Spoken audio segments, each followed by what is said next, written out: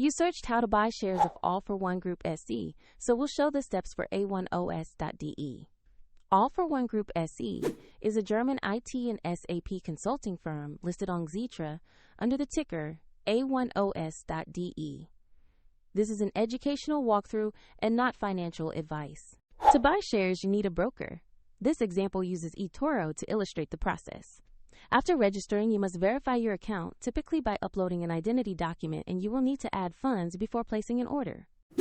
Use the platform search bar and enter the ticker A1OS.de to find the listing. Select the matching result to ensure you are locating the correct All for One Group SE share on Xetra.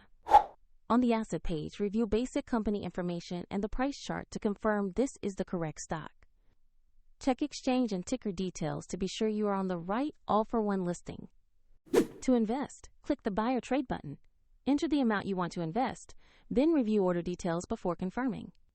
If the market is closed, the order may execute when it reopens. And if you lack sufficient funds, the platform will prompt you to add money before the order can be confirmed.